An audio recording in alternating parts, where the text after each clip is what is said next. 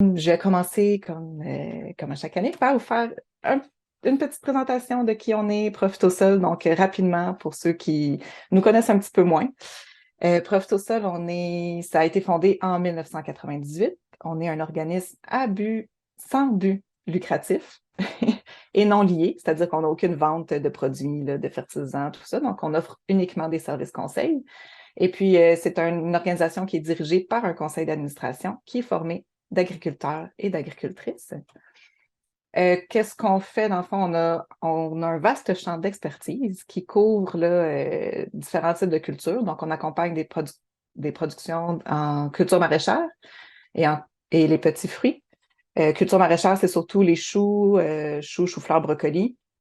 On a aussi les courges, des fines herbes, petits fruits. On suit des producteurs qui ont des bleuets, des fraises, des framboises, des vignes aussi. Puis aussi des productions de maraîchères diversifiées, que ce soit en conventionnel ou en biologique. Et puis on accompagne aussi des producteurs de grandes cultures et de cultures fourragères. Depuis 25 ans, là, il y a des services que Profitosol a à peu près toujours offerts, qui sont surtout au niveau de la gestion des fertilisants, la gestion phytosanitaire, la santé des sols et la biodiversité. Mais dans les dernières années, à chaque année, là, on ajoute un petit peu des services. Dans les dernières années, on a ajouté le dépistage des vignes, le dépistage des cultures maraîchères en serre et aussi l'imagerie aérienne par drone. Mais entre les deux, donc depuis 25 ans et avant les nouveautés, on a aussi le prix de l'expertise pour la gestion de l'eau, des dossiers réglementaires, le suivi des cultures fourragères et plein d'autres. Notre offre de service fait plusieurs pages. Donc, si vous me posez la question, qu'est-ce que Profitosol peut offrir? Est-ce qu'ils peuvent m'accompagner pour tel ou tel sujet? N'hésitez pas à nous le demander. Là, il y a quand même beaucoup de choses qu'on peut faire pour aider les producteurs de la région. Et puis, bien, je vais porter votre attention sur les petits écrans. Si vous voulez, j'invite mes collègues à vous saluer quand je vais les nommer. Donc, juste pour vous présenter notre équipe. On est une équipe là, principalement formée d'agronomes et de techniciens. Parmi nos agronomes, nous avons François Kennel, Férouz Diff, qui est en congé de maternité présentement, Jacinthe Paré, qui est l'agronome maraîcher, donc la majorité d'entre vous la connaissent. Gabrielle Tanguay, qui est notre agronome dans les Hautes-Laurentides. Elle est en congé de maternité aussi également, présentement. Catherine Beaulieu, qui est technicienne. Je crois qu'elle est parmi nous, mais elle est aussi en congé de maternité en ce moment. Salut Catherine, t'es là. Ensuite, pour continuer avec les techniciens et techniciennes, nous avons Marie-Ève, Sabrine, Yves Hervé, Renaud Harvé, accompagné de Mélanie. Et puis, au niveau de la direction, eh bien, vous trouverez Anne et moi. Donc, si vous avez des questions plus administratives, vous pouvez vous adresser à nous. Donc, rapidement, le programme pour le webinaire aujourd'hui. Et ça ne va pas durer 2 heures là, comme j'avais indiqué dans les communications. Là, ça va être un petit peu plus court, là, dépendamment des périodes de questions. Probablement que ça va tourner autour de 1 heure et demie à peu près, la durée du webinaire. Donc, la première présentation, il y aura pour sujet la résistance des maladies aux fongicides dans les petits fruits, présentée par Jacinthe. Ensuite, on aura une présentation sur la gestion de l'eau par rapport à l'irrigation et au prélèvement. Ce sera suivi par une présentation sur l'implantation des bandes fleuries dans les cultures maraîchères diversifiées. Ensuite, un bilan de l'amarante tuberculée dans les Laurentides, ainsi que les stratégies appliquées pour la contrôler. Et puis, on va conclure avec une petite capsule vidéo sur la santé des sols. Donc, je vais laisser la parole à ma collègue Jacinthe pour la première présentation. Bonjour, bonjour. Donc, vous m'entendez? Oui. C'est toujours moi qui brise la glace, ça, je crois, à chaque année. Ah, you cannot start screen share while the other, je pense pas. Ah, Ouais. vas-y, Un, je viens de lâcher le partage d'écran. deux, share. Est-ce que vous voyez mon écran? Oui. Ouais, sauf que là, moi, je vois plus mes notes. Qu'est-ce qui se passe? Ah, mon Zoom, il a ratissé. Super. Bon. Ben, j'ai pas vraiment besoin de mes notes, c'est juste que là, je vais regarder à deux places. Attends, là, pourquoi que mon Zoom est ratissé? Qu'est-ce qui se passe? Ah! On vient juste de faire une pratique. Bon, ben regarde, vous voyez mon écran vous voyez l'écran plein écran, c'est ça? Ben, on voit pas ben, on voit peut-être pas en mode présentation. Hein? Mais j'ai cliqué dessus, c'est ça, puis il n'y a rien qui se passe. On voit encore comme les diapos sur le côté. Ah, OK. OK, Ça a juste c'est bon. pris du temps. Je pense que l'Internet n'était pas vite. OK, donc là, je vois mes notes, tout est beau. Donc, bonjour tout le monde.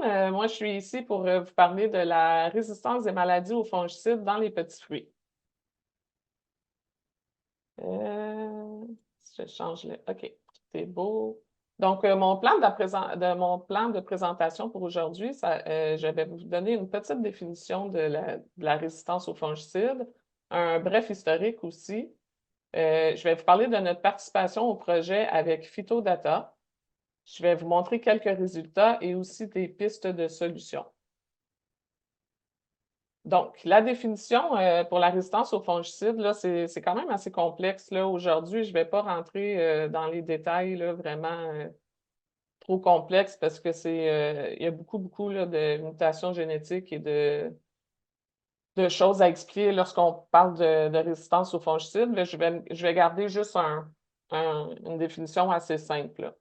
Donc, si vous voulez, on peut lire la première phrase ensemble, là, mot pour mot. Là. Dans le fond, la résistance aux fongicides, c'est un processus évolutif résultant de la sélection d'un caractère génétique avantageux au sein d'une population, conduisant à une réduction de la sensibilité d'un champignon à un fongicide. C'est un peu comme la résistance aux antibiotiques. Là. On connaît tous ça. Là. Ça fait des années là, qu'ils nous en parlent. Donc, dans le fond, un champignon, lorsqu'il reçoit un fongicide, lorsqu'on applique un fongicide, le champignon, ils ne vont pas tous mourir. Il y en a qui vont survivre. Ceux-là qui survivent vont avoir une mutation génétique dans le champignon qui va se transmettre aux prochaines générations. Donc, ça veut dire que plus le facteur génétique se transmet, moins le champignon est affecté par le fongicide. En gros, c'est ça. Pour l'historique, j'ai regardé un peu de littérature, puis j'ai trouvé que quand même, les premières observations datent des années 60, donc c'est quand même assez surprenant. C'est arrivé il y a eu des fongicides unicides. Là, je vais faire une petite parenthèse, là, dans le grand monde des fongicides, il y a des fongicides unicides puis des fongicides multicides. Les fongicides multicides, ils vont attaquer le champignon à plusieurs endroits. Ils sont plus efficaces, ils ne causent pas de résistance. Donc, vous allez me dire pourquoi on n'utilise pas ceux-là. C'est parce que les fongicides multicides, ils sont très dangereux pour l'environnement et pour la santé. Ils ont des indices de risque très élevés. Donc, les chimistes ils ont trouvé des fongicides unicides qui attaquent les champignons à un seul endroit seulement. Sauf que ces fongicides-là, ben, il y a de la résistance là, qui s'est développée au cours des années. Ensuite, dans les années 80, il y a eu une baisse d'efficacité majeure, surtout dans le monde des vignes. Puis à ce moment-là, ils ont fait une association en anglais ici, le Fungicide Resistant Action Committee, le FRAC. Donc, cette association-là a pour but de regarder là, mondialement ce qui se passe là, dans le monde de la résistance aux fongicides. Si je vous parle de ça aujourd'hui, c'est parce que deux enjeux importants, c'est les enjeux agro-environnementaux et économiques. Si on prend, par exemple, juste un exemple là, tout simple, là, un producteur ou une productrice décide d'appliquer un fongicide dans son champ de fraises. Si le fongicide ne fonctionne pas bien, ben, le producteur il vient de perdre de l'argent, puis on se retrouve avec un fongicide de trop dans l'environnement. Donc, en gros, c'est pour ça là, que j'ai fait ma présentation aujourd'hui là, pour vous parler de ces deux problèmes-là. En bas de la diapositive, ici, vous voyez le titre où j'ai trouvé l'historique. Si ça vous intéresse d'aller voir, c'est le mémoire d'une étudiante qui s'appelle Marie Poulain-Ouellette. Puis juste vous dire, Marie, elle a déjà été stagiaire avec nous en 2019. Donc, elle a déjà dépisté des champs chez Profitosol, puis elle avait continué après là, sa maîtrise là, dans le monde de la résistance des fongicides. Donc là, on entre dans le vif du sujet. Profitosol a participé à un projet qui s'appelle le Portrait provincial des profils de résistance aux fongicides dans les cultures de fraises, vignes et de l'oignon pendant 4 étés. Ce projet-là était mené par Hervé van der Heyden de Phytodata. J'ai dit était parce que Hervé, il est plus chez Phytodata, malheureusement. C'est quelqu'un d'autre qui a pris le projet en charge. Mais si vous cherchez sur Google, là, c'est sûr que vous allez trouver son nom un peu partout. Donc, les 3 cultures visées, il y a la fraise, la vigne et l'oignon. Puis les maladies, là, on les voit ici. Là. Moi, de mon côté, c'est vraiment dans la fraise, là, anthracnose et moisissure grise, là, qu'on a fait les échantillons. Donc, ce projet-là était subventionné par Primevert aussi, là, juste pour vous le mentionner. Donc, le protocole, j'ai grossi mon image ici. Je me suis rendu compte que c'était la seule photo que j'ai prise pendant mes 4 étés là, avec l'écouvillon. Dans le fond, c'est vraiment un écouvillon pareil comme quand on va chez le médecin puis qu'on prend un écouvillon pour un mal de gorge, là. C'est tout simplement un petit écouvillon qu'il fallait que je frotte sur les fraises malades pour envoyer au laboratoire. Donc, il fallait prendre 10 écouvillons par champ. Moi, j'ai fait anthracnose et moisissure grise. Bien sûr, tous les écouvillons étaient identifiés, numérotés, le nom de la ferme, le nom de producteur, tout était noté. J'ai aussi envoyé les applications des fongicides là, qui avaient été faits sur les parcelles identifiées. Donc, de 2019 à 2022, j'ai envoyé 230 écouvillons chez Phytodata pour un total de 23 champs échantillonnés en 4 étés. Les groupes chimiques qui ont été testés, je vous les ai marqués ici, c'est vraiment juste pour voir, là, vous n'êtes pas obligé de retenir tout ça, là, les matières actives. Les groupes chimiques, c'est vraiment plus par numéro qu'on fonctionne. Là, quand on parle avec les producteurs, ça se retient plus facilement. Donc, les groupes visés, il y avait les groupes 7, 9, 11, 12 et 17. J'ai mis en dernier ici le groupe 2, puis je vous ai marqué en parenthèse qu'il n'était plus utilisé. En effet, le groupe 2, il n'est plus utilisé depuis longtemps, mais on savait déjà qu'il y avait une résistance pour le groupe 2. Donc, Hervé, quand il a commencé son projet, il voulait tester encore le groupe 2 pour voir si la résistance était encore là dans les années 2020. Ici, je vous ai marqué des noms commerciaux de pesticides parce que c'est plus facile aussi de voir, c'est toujours avec les noms commerciaux qu'on fonctionne. Donc, le produit, justement, avec le groupe 2, c'était le Revral, là, qui est plus utilisé depuis plusieurs années. Sinon, tous les autres produits, c'est les producteurs de fraises vont reconnaître les noms tout de suite, là, Scala, Cabrillo, Evito, Elevate. Vous voyez en parenthèse les groupes chimiques. Je vous ai mis aussi des produits avec 2 groupes chimiques, comme le Switch, qui a le groupe 9 et le groupe 12. Un autre exemple, le Pristine, qui est le groupe 7 et le groupe 11. Le Pristine, c'est un fongicide très connu puis un peu surutilisé. Donc, il commence là, à avoir de la résistance connue justement pour ce groupe-là, là, pour ce fongicide-là, le Pristine. À quoi ça ressemble les résultats? Ici, vous avez le portrait provincial des profils de résistance dans la culture de la fraise en 2019-2020. Vous pouvez trouver ce tableau-là dans le document ici, là, sur AgriRéseau, fraise, fiche technique, moisissure grise. Là. Dans le fond, comment ça fonctionne? C'est vraiment comme les couleurs, c'est comme un feu de circulation. Là. Vert, c'est correct. Orange, on fait attention. Puis rouge, c'est pas bon.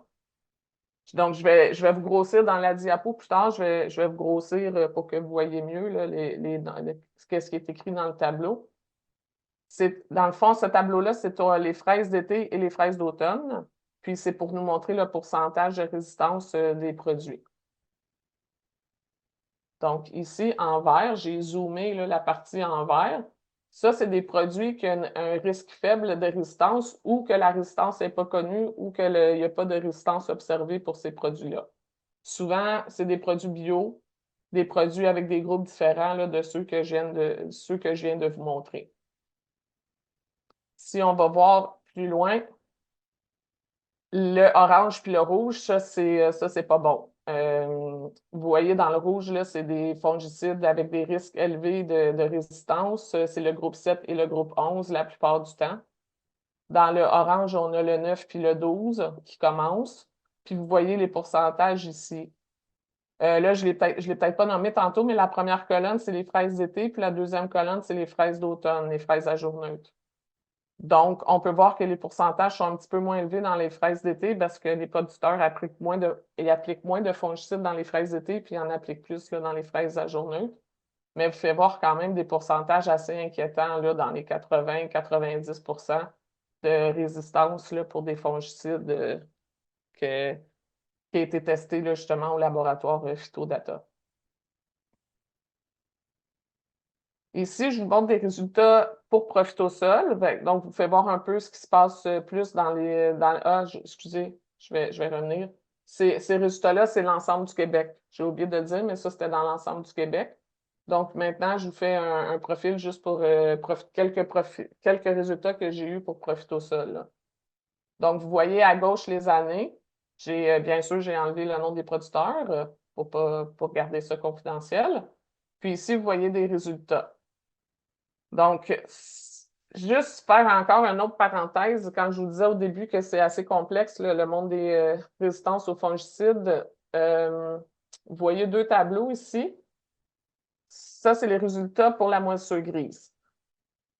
Le groupe 7, qu'on retrouve là, justement dans le fongicide Pristine, le Boscalide, il y en a d'autres, mais le Boscalide, c'est un des plus connus. Lorsque le champignon est résistant au groupe 7, il y a plusieurs mutations génétiques qui peuvent se faire sur le champignon. Donc, ça ne veut pas dire que chaque mutation génétique va être affectée par le groupe 7. Donc, c'est pour ça que je vous disais que c'est quand même assez complexe à comprendre. Là.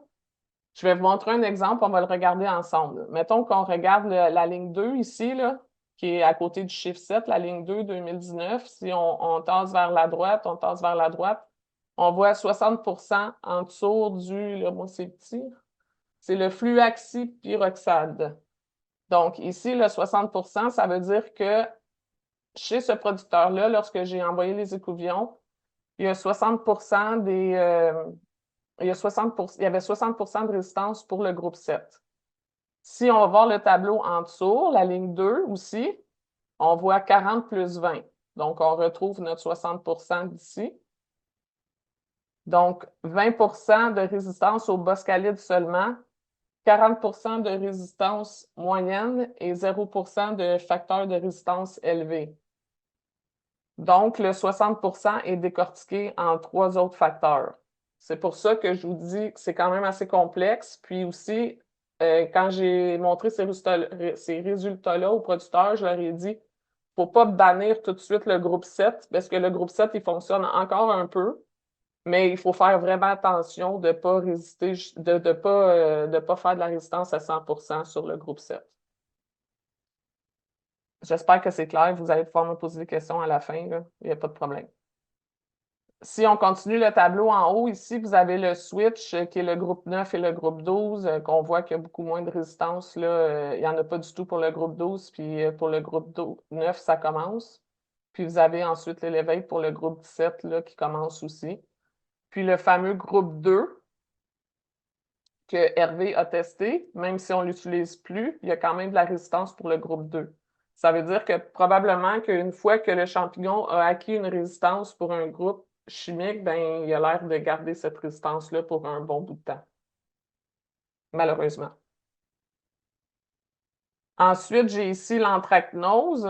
Donc, c'est les mêmes résultats, mais pour l'anthracnose chez Profitosol. Ça, c'est un petit peu plus décourageant. On peut voir que malheureusement, que les groupes 11, un peu partout, tous les tests que j'ai envoyés, le groupe 11, ça a testé 100% résistant là, pour l'anthracnose. Donc, le groupe 11 est vraiment à bannir là, pour l'anthracnose. Ça fonctionne plus. Puis sur le terrain aussi, je me fais dire par les producteurs que lorsqu'ils appliquent des produits avec un groupe 11, là, ils voient l'effet est moins bon qu'avant sur l'anthracnose. Donc, il y a le switch à la fin du tableau ici qui a encore 0% pour le groupe 12. Ça, c'est une bonne nouvelle. Puis le 9, il faut faire attention. La résistance, elle commence là aussi. Bon, une fois qu'on a vu ça, je suis sûre qu'il y en a qui sont découragés un peu. On va parler des recommandations. Qu'est-ce qu'on peut faire pour éviter la résistance? Premièrement, les bonnes pratiques culturales, c'est toujours, on en parle dans toutes les conférences, là, les rotations de culture, nettoyer les champs, enlever les fraises malades, jamais garder les fraises malades dans le champ, mettre de la paille dans les entrerangs, traiter lorsque nécessaire seulement, s'il y a eu beaucoup de pluie puis qu'on est sûr que notre fongicide ne fonctionne plus, oui, on peut en remettre, mais si on a plusieurs jours de beau temps, ben, les fraises sont protégées avec un fongicide souvent pendant 10-14 jours, donc ça ne sert à rien de réappliquer trop tôt.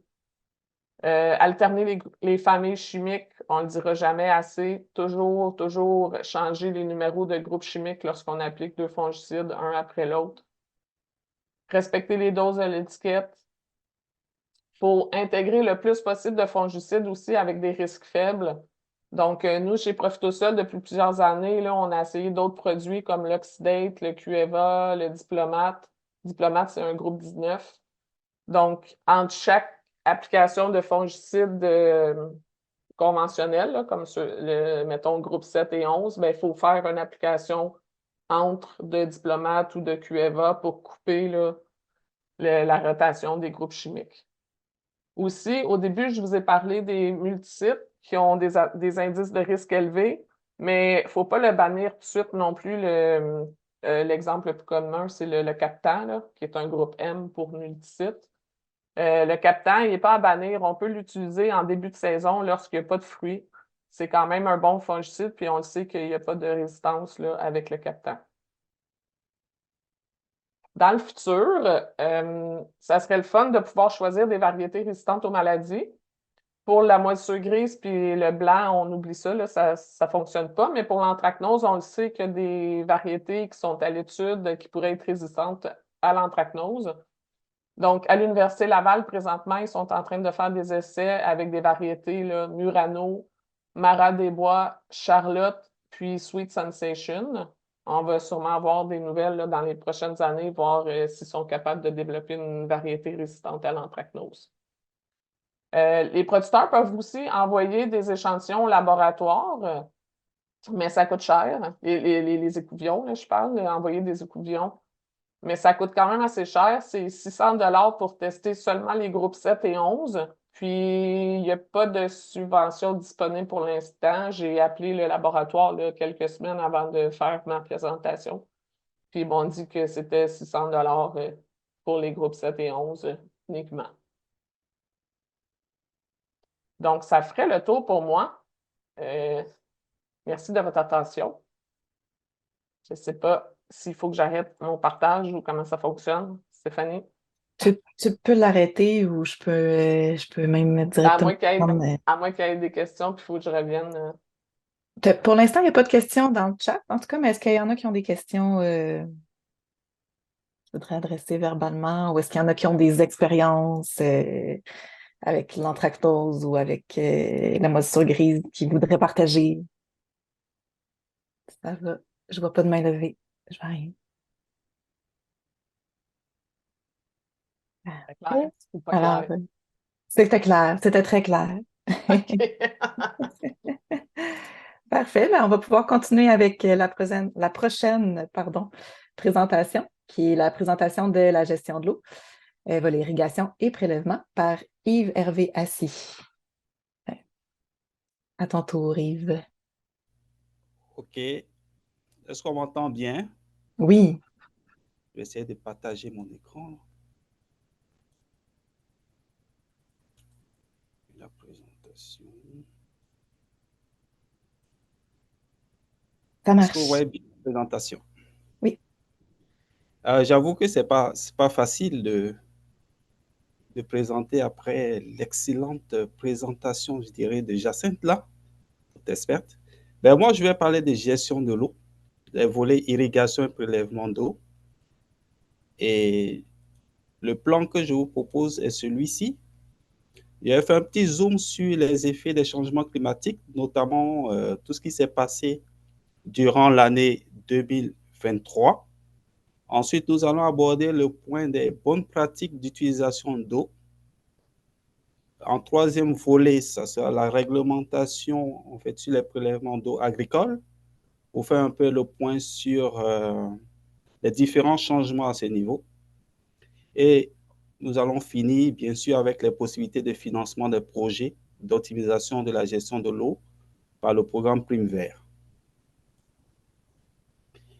Concernant les changements climatiques, il faut dire que tout le monde l'a remarqué, et puis ce n'est plus un secret pour personne, les périodes de sécheresse sont prolongées et les pluies sont moins fréquentes, mais avec de grosses pluies torrentielles qui s'abattent en peu de temps, ce qui fait que, en fait, l'eau n'a pas le temps de... L'eau ne vient pas au bon moment, et puis quand ça vient, c'est vraiment en quantité énorme, ça provoque souvent des inondations. C'est ce qu'on a constaté en 2023, qui était une année quand même exceptionnelle. On a vécu ici, j'ai présenté un résumé de la saison passée, d'avril à octobre. On a eu des périodes de gel, d'inondation, de forte chaleur. On a également des périodes de feux de forêt en juin et juillet. Et voilà, c'est une année quand même assez difficile. Et je me rappelle bien qu'au niveau de l'irrigation, ce n'était pas une année d'irrigation. Les producteurs avaient plutôt besoin de drainage, là. Mais ce que je vais vous proposer maintenant, c'est une vidéo donc, de la semaine verte qui fait un résumé parfait donc, du dérèglement climatique, de tout ce qui s'est passé durant l'année 2023. Donc, je vais vous proposer qu'on visionne ensemble cette vidéo. 2023, une année mémorable. L'été le plus chaud jamais mesuré partout sur la planète. Une saison marquée par les canicules, la sécheresse, les feux de forêt d'une violence inouïe. Le ciel s'est aussi déchaîné, avec des orages violents et des pluies torrentielles. Une année riche en émotions fortes, pour nous et pour les agriculteurs. Les experts martèlent le message. Les conditions extrêmes vont devenir de plus en plus fréquentes. Et le monde agricole devra s'ajuster et apprendre à vivre avec les conséquences du dérèglement du climat.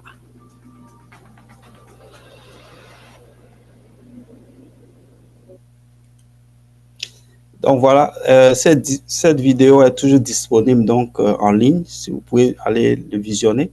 Et je vous conseille, sinon je vous invite vraiment à visionner l'entièreté de la vidéo qui fait un point vraiment de toute la saison passée. Et quels sont les impacts donc, du climat sur l'agriculture, du climat actuel, j'allais dire. Donc, vu les périodes de sécheresse qui sont prolongées et les pluies qui sont moins fréquentes, mais avec de beaucoup d'eau, comme j'ai dit tantôt, donc il y a de nombreux impacts, notamment les pertes chez les producteurs agricoles. Et à contrario, même si il y a suffisamment d'eau qui vient, mais il y a des périodes de sécheresse, donc il y a une utilisation accrue également d'irrigation à certaines périodes. Et puis également, avec le gel, il y a de l'eau. On a besoin d'irriguer en aspersion pour protéger certaines cultures contre des gels, comme les fraises. Les conséquences, c'est la baisse du niveau de certains étangs d'irrigation. Et puis la tension qu'on a sur l'eau provoque un certain conflit des usagers du même ressource en période d'étiage. Ce qu'on constate notamment au niveau du ruisseau Rousse. L'année dernière, nous avons eu quand même quelques séances où nous avons exposé des bonnes pratiques de l'utilisation de l'eau. C'est ces expériences-là que je vais vous présenter maintenant. Donc, le premier point que je vais aborder, c'est la caravane de la gestion de l'eau. Dans le cadre de Labo Rousse que nous avons eu avec le Cobamil, qui est l'organisme du bassin versant des 1000 îles, dont le directeur est présent à cette présentation, c'est Raphaël Goulet. Donc, le Laboros vise à apporter des solutions afin d'améliorer la disponibilité de l'eau dans les usages agricoles. Et donc, le projet est piloté par le Cobamil, comme j'ai dit tantôt, mais le volet scientifique est assuré par l'UQAM. Il y a le volet également laboratoire vivant qui est assuré par l'AGECO.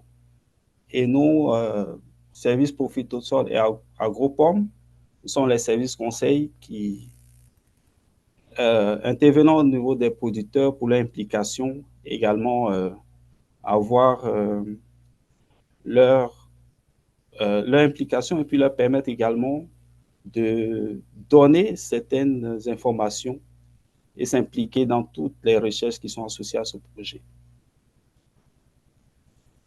Donc, pour cette caravane de gestion de l'eau, qui a regroupé des producteurs, mais également plusieurs autres participants au cours de la question de l'eau, il y a eu un volet théorique où nous avons, où l'IRDA, oui, l'IRDA qui était en première ligne, a expliqué vraiment tous les contours de l'utilisation des outils d'aide à la décision en irrigation, notamment les tensiomètres. Il y a un volet de démonstration donc, au niveau d'une ferme de fraises ici, où on a, au l'IRDA, à montrer comment poser les tensiomètres pour pouvoir gérer l'irrigation. Je ne sais pas si on m'entend bien. Hein. Vous pouvez me confirmer ça?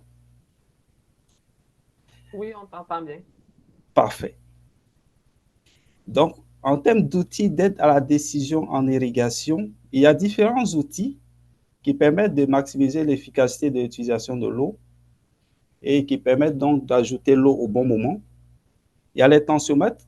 Et au niveau des tensiomètres, il y a deux types de tensiomètres. Il y a les tensiomètres manuels et les tensiomètres également à Wi-Fi qui permettent de transférer les données en temps réel. Il y a les sondes d'humidité du sol et plusieurs autres. Ben, l'outil qui est le plus pratique, on va dire, là, c'est les tensiomètres, puisque les tensiomètres donnent une mesure qui permet d'être interprétée directement, notamment l'humidité du sol. L'avantage d'utiliser donc ces outils, c'est de connaître en temps réel l'humidité du sol et de déterminer des seuils pour répondre aux besoins en eau des cultures en place. Et ça limite justement l'usage excessif de l'eau. Je vais vous montrer un peu, là je reviens sur la présentation de Catherine de l'année dernière pour répéter un peu, puisque la répétition est pédagogique pour vous rafraîchir un tout petit peu la mémoire. Là. Donc le tensiomètre exprime en kPa, donc c'est la force que la plante doit exercer pour puiser l'eau dans le sol. À 0 kPa, on est vraiment les deux pieds dans l'eau, là, donc le sol est saturé. Et plus on augmente, ça veut dire que la plante va déployer plus de force pour prendre de l'eau. En fait, ça mesure la force que la plante va déployer pour pouvoir puiser l'eau. C'est ce qui est exprimé en kPa. En général, il y a on pose les tensiomètres sur deux profondeurs différentes.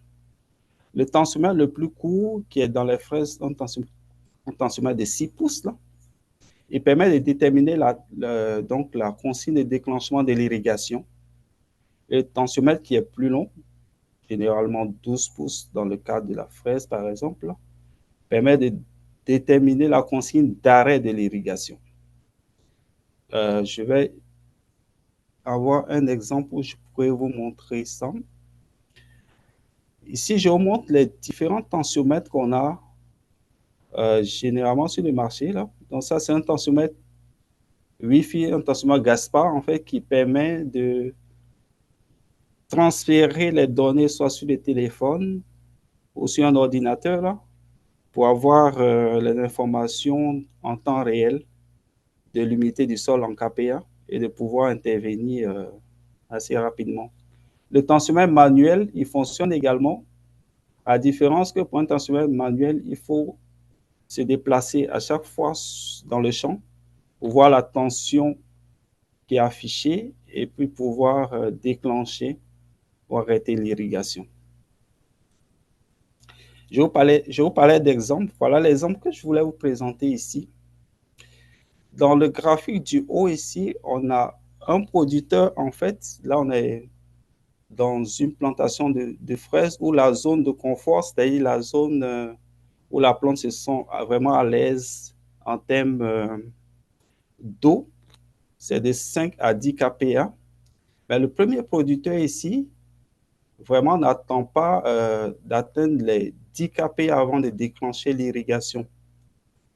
Et en plus, l'irrigation est faite à plus de 2 heures de temps, ce qui fait qu'en fait, l'eau, il y a quand même un grand gaspillage d'eau inutilement. Là, si on considère qu'on a 133 GPM comme outils d'irrigation, ça c'est au niveau des goutteurs là. En 2h34, on a un peu plus de 75 000 litres d'eau. A contrario, le producteur d'œufs ici qui attend vraiment qu'on atteigne les 5 kPa pour déclencher son irrigation, donc il va utiliser seulement 30 000 litres d'eau. C'est important le volume d'eau consommé pour l'irrigation parce que ces volumes-là, en fait, sont réglementés par rapport au prélèvement d'eau. Nous allons en arriver dans les diapos qui vont venir. Mais je préfère préciser ici que les limitations actuellement sont de 75 000 litres et cette limitation va passer à 50 000 litres. Donc, on voit ici que le producteur, hein, il fait du gaspillage qui non seulement n'est pas réglementé, n'est pas correct là, mais elle est en dehors de ces réglementations, alors que le producteur d'œufs qui fait une irrigation raisonnée rentre vraiment dans cette réglementation. Justement, la réglementation sur les prélèvements d'eau agricole. Je tiens à préciser que la réglementation, elle est assez perturbante en termes de nombre de lois et de règlements. Ben, hier, j'ai eu la chance d'assister à la présentation de Guillaume Sauvageau au niveau de la journée biodiversité. Et juste après, je lui ai demandé s'il était pour que je présente, en fait, je fasse un résumé de sa présentation qui était bien faite et qui était récente. Donc, c'est ce que je vais vous présenter maintenant. Il est important de mentionner que la réglementation relève vraiment du ministère de l'Environnement. Et cette présentation est fournie justement à des fins de vulgarisation.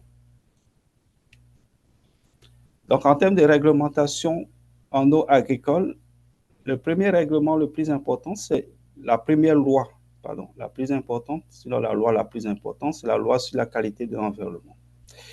Et l'article 3175 dit que les prélèvements d'eau dont le débit maximum est supérieur à 75 000 litres par jour sont assujettis à l'obtention d'une autorisation du ministre.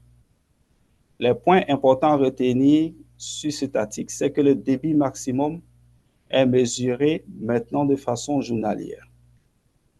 Et pour être exempté donc de ce débit, normalement le débit journalier donc ne doit pas excéder 75 000 litres, et que le prélèvement donc inclut tous les sites de prélèvement d'un même établissement. Là, je fais référence à l'article 167 du RAFI. Le premier règlement, donc le plus important, c'est le RAFI en son article 73. On va voir le paragraphe 1 d'abord qui donne quelques exemptions pour un prélèvement d'eau qui est effectué au moyen d'un fossé ou d'un drain si le prélèvement n'est pas destiné au stockage des eaux ou que le fossé ou le drain permet de rejeter l'eau dans le milieu récepteur.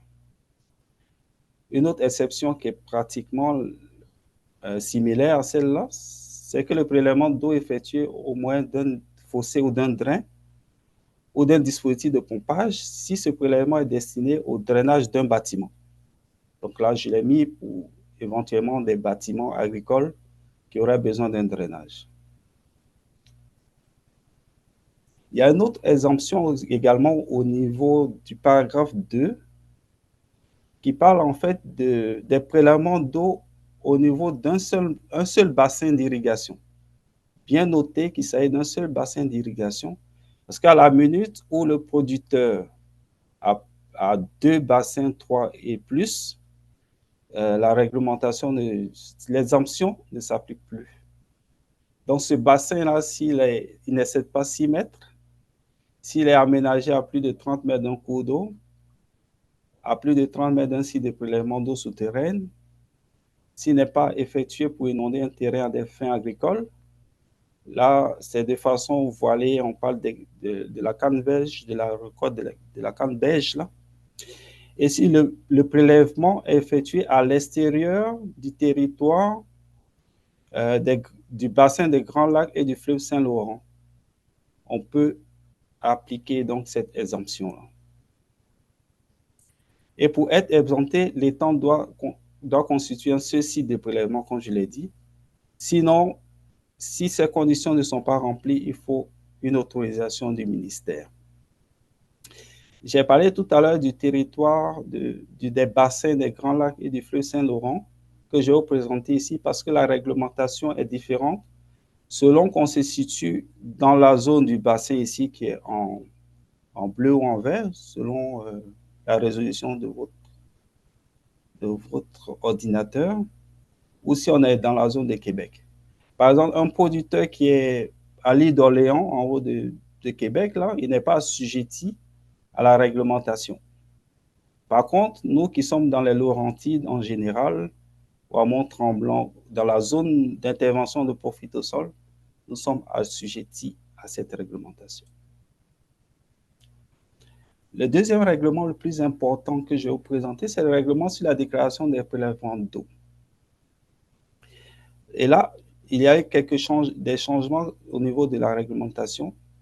Donc, la capacité de pompage n'est plus un critère d'assujettissement. On parle plutôt de volume de prélèvement journalier qui est actuellement de 75 000 litres par jour. Cette réglementation ne s'applique pas pour les prélèvements des fins agricoles faits en totalité à l'extérieur du bassin versant des Grands Lacs et du fleuve Saint-Laurent, comme je l'ai dit tout à l'heure, c'est-à-dire pour un producteur qui est à l'île d'Orléans. Et le seuil d'assujettissement, en fait, d'assujettissement, je vais y arriver, passera de 75 000 litres par jour à 50 000 litres par jour à partir du 1er janvier 2025.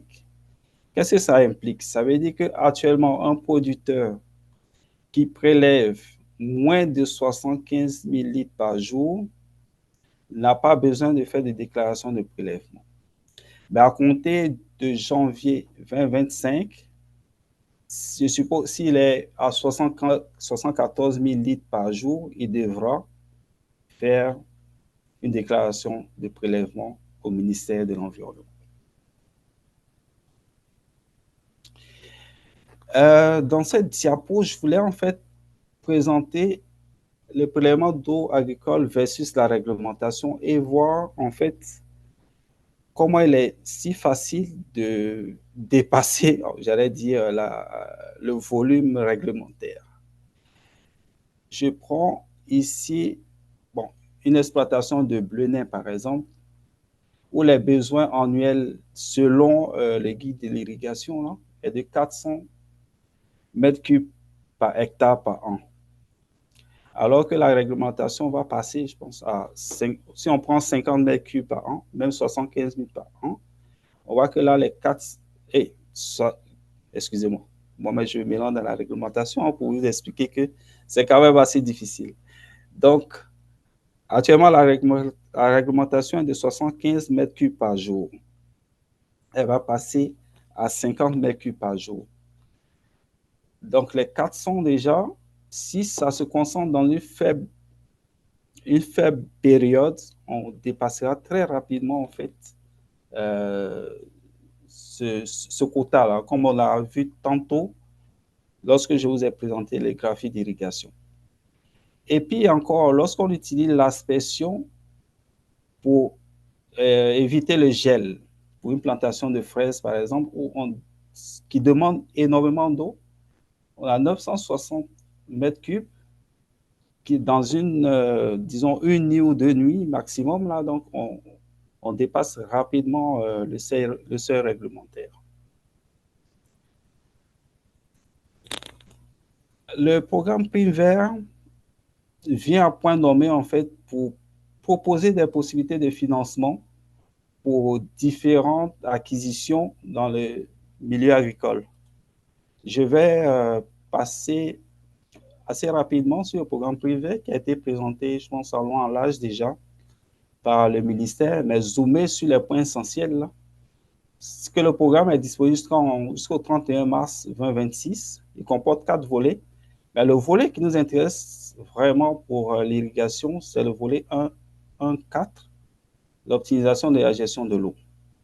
Le taux maximal d'aide financière, c'est 70% des dépenses. On peut avoir une bonification de 15% en fonction de l'administration, si c'est une relève, si c'est bio, C'est une coopérative d'utilisation de matériel agricole. Et le montant maximal de l'aide sur toute la période, c'est 40 000 dollars par demandeur. Alors, les pratiques qui sont admissibles, l'achat ou location d'équipements de gestion de l'eau d'irrigation. Et là, je vous présente un peu les niveaux de financement. On a 1 000 dollars par unité pour l'irrigation sans fil, c'est-à-dire une irrigation Gaspard, par exemple. Et puis, avec la bonification, on passe à 1 200 dollars par unité. Pour un tensiomètre à lecture directe, c'est 140 dollars par unité, bonifié à 170. On a des équipements également de compteurs d'eau qui sont financés, bien importants pour mesurer la quantité et le volume d'eau pour respecter la réglementation du ministère de l'Environnement, financé à 2 300 dollars par unité. Les équipements d'aération d'étangs pour maintenir la qualité donc, de l'eau au niveau des étangs à 1 200 dollars par unité qui peut être bonifié à 1 450 dollars.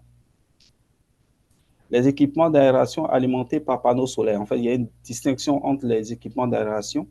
Ceux qui sont alimentés par l'électricité sont moins financés que les aérateurs d'étangs alimentés par panneaux solaires.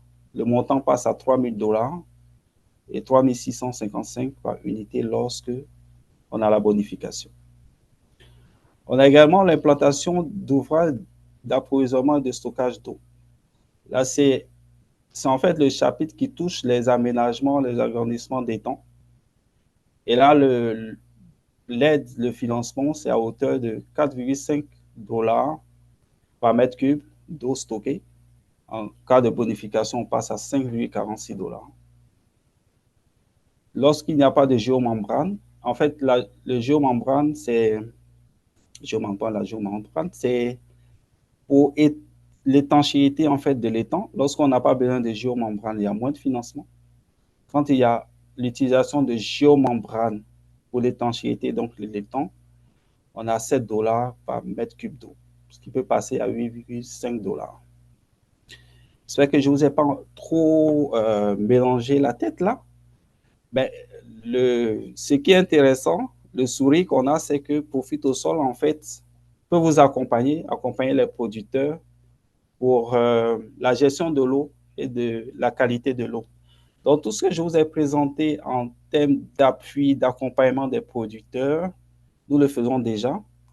Il y a certains aspects que nous allons développer cette année, notamment le comptage d'eau qui est maintenant financé, et puis l'aspect des étangs que nous allons voir de plus près pour pouvoir accompagner donc, les producteurs qui sont dans le besoin.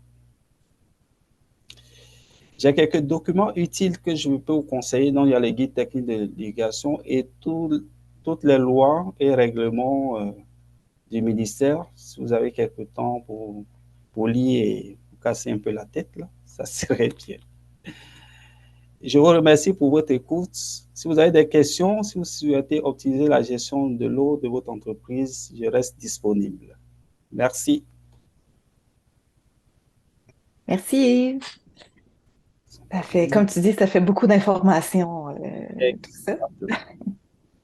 Il n'y a pas de questions dans le chat? Je ne sais pas s'il y en a qui ont des questions qui aimeraient adresser verbalement ou qui ont besoin d'être rassurés. Je ne vois pas de main levée non plus. Comment je peux arrêter mon partage? Ça va bien. Tu as déjà arrêté, mais regarde, je vais embarquer le mien et puis. Ah, OK. Ah. Il n'y a pas de questions? Ben non, il n'y a pas de questions. Ben, c'est bien, ça a été bien clair alors, ou bien on n'a rien compris peut-être? C'est pas. Peut-être qu'on aura des appels après. Ouais. Super, ouais. J'ai mis mon courriel et puis bon, c'est déjà disponible là. Donc, s'il y a des questions, des discussions, des rencontres, des explications, des partages, on pourra toujours le faire. Parfait. Merci. Donc, pour la suite, je vais laisser la parole à Sabrine qui va nous parler d'implantation de bandes fleuries. Puis je vais la laisser vous expliquer les bienfaits.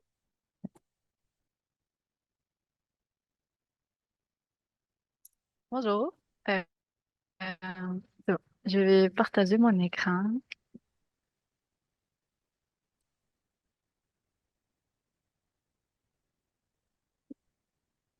Est-ce que vous voyez mon écran? Oui, Mhm. J'ai commencé. c'est parfait.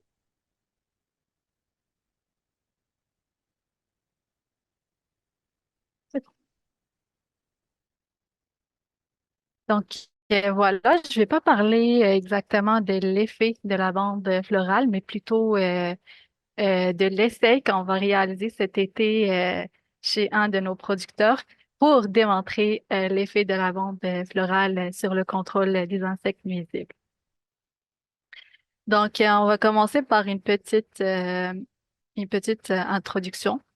Dans le fond, l'essai à la ferme, il va viser à démontrer l'effet, comme j'ai dit, de la bande florale sur le contrôle des insectes. Dans notre cas, comme le trips dans les ciboulettes. Et la bande florale, ça serait de planter les fleurs qui sont attractifs pour les insectes bénéfiques qu'on veut attirer pour bien sûr, le, parmi les objectifs de favoriser la biodiversité des insectes prédateurs qui vont se nourrir des ravageurs de la culture.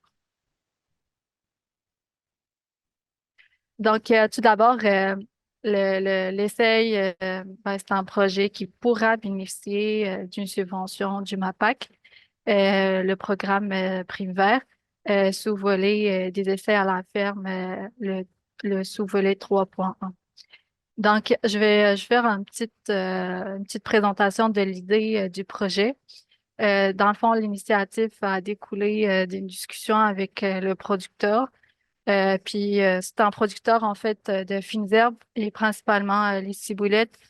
Euh, il y avait beaucoup de problèmes de trips dans le champ.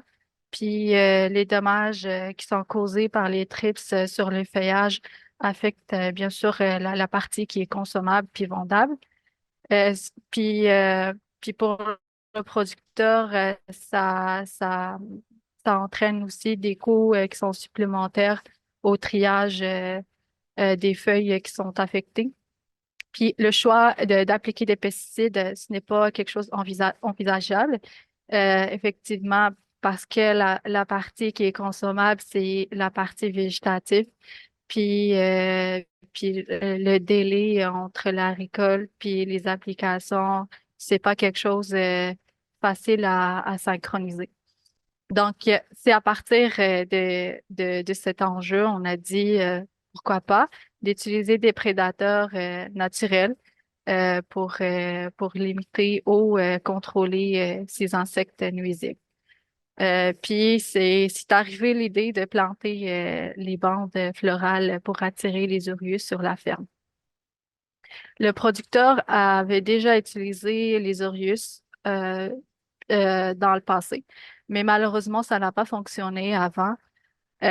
Pourquoi? C'était une raison X pour le producteur avant, mais après la discussion, on a compris que les orius, pour les faire introduire à la ferme, ils ont besoin des fleurs à la ferme, ils ont besoin de pollen de bonne qualité, ce qui n'était pas disponible à la ferme. Donc, on voit que c'est juste une production de ciboulettes, de fines herbes, seulement de feuillage. Donc, il y a peu de diversité à la ferme pour pouvoir produire ou introduire les orius ou d'autres prédateurs à la ferme. Donc, l'année passée, c'est la photo de l'essai de l'année passée qu'on avait réalisé. C'était l'été 2023. Nous avons planté les alyssums puis les poivrons décoratifs. Euh, donc, mais malheureusement, j'ai pas eu des bons résultats C'est pas parce que ça n'a pas fonctionné, mais parce qu'il y avait des raisons euh, hors contrôle, comme les conditions météorologiques qui n'étaient pas favorables et nous n'avons pas pu recueillir les données qui sont pertinentes. De plus, la présence des TRIPS en 2023 n'était pas suffisamment importante pour tirer des conclusions significatives sur les effets du projet. Puis c'était pas non plus une année d'insectes, c'était plus autre chose que insectes. Donc, pour réaliser les étapes, pour réaliser le projet, on avait mis des étapes de préparation. La première chose, c'est la sélection de l'emplacement, puis aussi la sélection de l'espèce et la sélection de, de ravageurs qui visés. Donc, pour la sélection de l'emplacement, l'année passée, on avait 2 sites. Il y avait un site témoin, puis l'autre site avec l'implantation des alyssums puis les poivrons décoratifs. Cette année, nous allons choisir 3 sites. Un site qui est témoin, il va pas avoir d'implantation de la bande florale. Puis les 2 autres sites, il y aura des plantations de la bande. Puis un des 2 sites, il y aura des introductions des orieux sur place. Puis l'autre, ça serait son introduction. Puis pourquoi on a rajouté le 3e site, c'est vraiment pour aussi, par curiosité, de voir est-ce que l'introduction des Orius, euh, ça vaut aussi une étape qui est cruciale pour la bande florale, ou seulement l'effet de planter les bandes florales, c'est c'est assez pour attirer naturellement ces espèces. La deuxième étape, c'est la préparation de la parcelle. Pardon. Donc, avant la plantation, le sol des parcelles a été préparé. Bien sûr, je parle de l'année passée. On a enlevé toutes les mauvaises herbes, ajouté les amendements si nécessaire. Puis, comme vous voyez, vous avez vu la photo, on avait aussi mis en plasticulture euh, pour une raison de minimiser l'entretien de la bande florale et que ça n'engendre pas un temps supplémentaire pour le producteur d'aller à chaque fois désherber autour des fleurs ou de créer d'autres problèmes qu'on ne veut pas. Donc, la suite des étapes, on a le choix de l'espèce puis la plantation. Comme on veut contrôler les trips dans les ciboulettes, on a le meilleur choix entre les prédateurs qui est les Orius. Euh, les Orius, comme j'ai dit tantôt, ils ont besoin d'un pollen de haute qualité, selon la littérature, bien sûr. Puis, les 2 espèces qui sont attrayantes, produisent en pollen de qualité sont les poivrons décoratifs puis les alyssums. Au début, on avait opté d'utiliser les alyssums puis ne pas utiliser les poivrons décoratifs pour la raison d'entretien, puisque les poivrons décoratifs ils ont besoin un peu de la taille puis un peu d'entretien au courant de la saison, mais finalement, le producteur avait opté d'utiliser les 2 choix en même temps. Donc, la 4e étape, puis qui est la dernière, c'est la surveillance puis l'évaluation. Donc, à la fin, pas à la fin, mais dès la plantation de la bande florale, nous allons procéder au suivi sur le terrain en effectuant un dépistage des sites. Nous allons identifier les prédateurs qui sont présents, non seulement les Orius, mais aussi les autres prédateurs pour voir est-ce qu'on a tiré davantage de prédateurs. Puis, nous allons aussi effectuer le dépistage dans la culture de la ciboulette pour évaluer aussi les dommages des trips puis la présence des trips dans le champ ou dans la culture.